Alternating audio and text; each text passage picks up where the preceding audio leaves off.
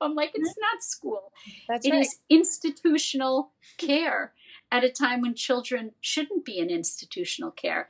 And the myth that somehow it's good for children socially. Yes. Children don't interact with one another until they're about 3. They do something called parallel play developmentally. So it's not good for children. It traumatizes children. It elevates their cortisol levels. It makes them feel frightened, and it activates the stress regulating parts of the brain at a time when that part of the brain is supposed to remain very, very offline. And so it's not good for children. It's been shown that children who are put into daycare have higher levels of aggression later, and when they get to the school years, they also have higher levels of distractibility and higher levels of depression and anxiety. So, as we say in America, Houston, we have a problem in that it's gaslighting parents is what it is. Because I have parents come to me and say, we were told that it was that we get our children would get left behind, that it's better for children to be, Right. you know.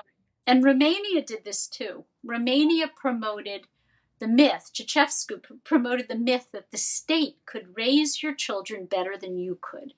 And it ended up with children being put into orphanages. Oh my goodness. Families who could have cared for their own children believed that they were doing what was best for their children by putting them in state-run institutions, because the state said, we can raise your children better than you.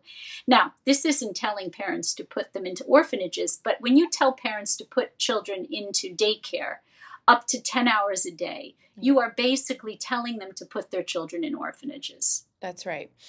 Yeah. So the myth that they learn how to play, they learn how to socialize, they learn how to connect so that later on in life they'll know how to play with their siblings better. That's all false. False.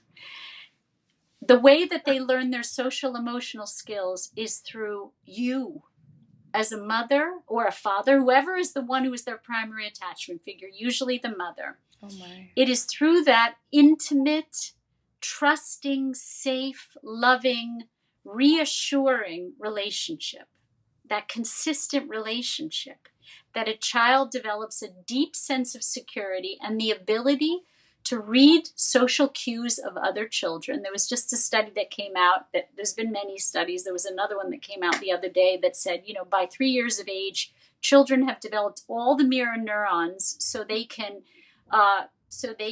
identify the intentions of other children.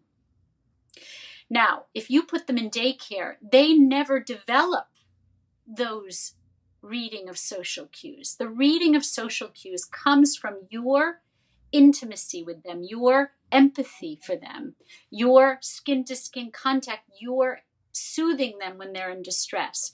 That safety and acknowledgement and understanding and reassurance from moment to moment in the first 3 years with that primary attachment object is the way that they learn how to have close relationships.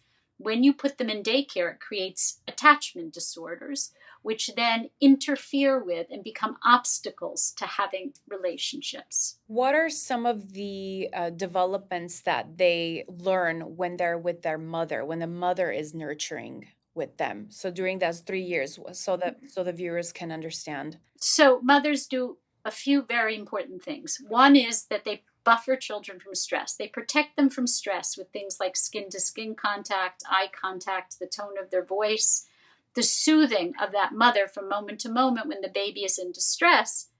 It both regulates the child's emotions, it keeps their emotions from going too high or too low, and it also buffers that child from stress, protects them from stress, and keeps the stress regulating part of the brain offline for the first year. So little incremental amounts of stress are part of all babies' lives. I mean, whether it's the mother looks away for a moment or walks to go to the bathroom for a moment, or there are moments of, or doesn't get the diaper changed quickly enough, or is hungry and has to wait a few minutes. There's always incremental bits of stress, but nothing major. So we say that minor tears in the connection can be repaired. Major tears are another thing. So when you have a rupture in a relationship, it could be as simple as the baby seeing the mother look away for a moment. But the mother then looks back at the baby and reassures the baby and says, "Oh, honey, I see I looked away and you're sad." And that is repairing the rupture. But so we call them minor misunderstandings throughout the day. But when you leave a baby, it is not minor, it is major, right?